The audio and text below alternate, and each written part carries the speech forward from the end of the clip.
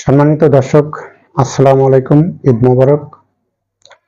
সম্মানিত দর্শক, কোরবানি ঈদ শুধু পশু কোরবানি নয়, এটি নিজের অহংকার, স্বার্থ আর লোভকে ত্যাগ করে মানবতা ও তাকওয়ার পথে চলার শিক্ষা। প্রিয় দর্শক, কোরবানির ইতিহাস মূলত হযরত ইব্রাহিম আলাইহিসসালাম ও তার পুত্র হযরত ইসমাইল আলাইহিসসালামকে কেন্দ্র করে পরিচিত।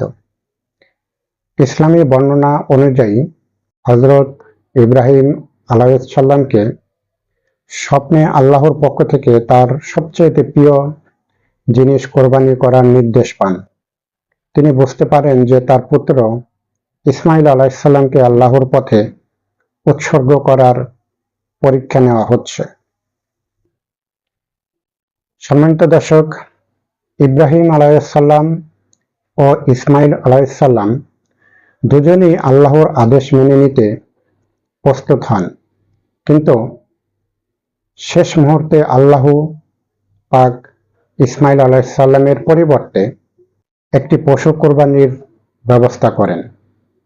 এই ঘটনার মাধ্যমে আনুগত্য, ত্যাগ ও আল্লাহর প্রতি বিশ্বাসের শিক্ষা তুলে ধরা হয়।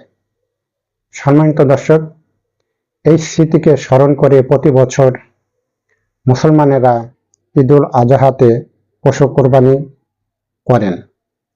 কোরবানির মূল শিক্ষা হল ত্যাগ, তাকওয়া ও মানুষের কল্যাণে অংশীদার হওয়া।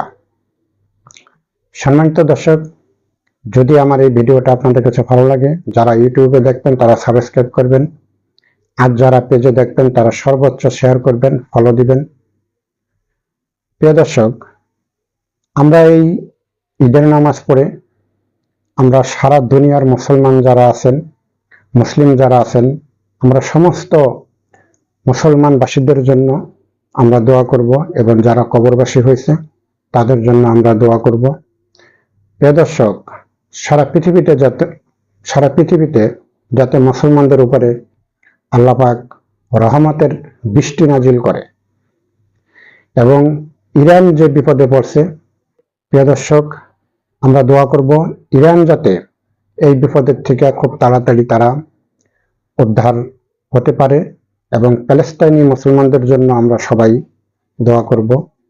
প্রিয় দর্শক, সবাই ভালো থাকবেন, সুস্থ থাকবেন। আজ এ পর্যন্তই। আল্লাহ হাফেজ।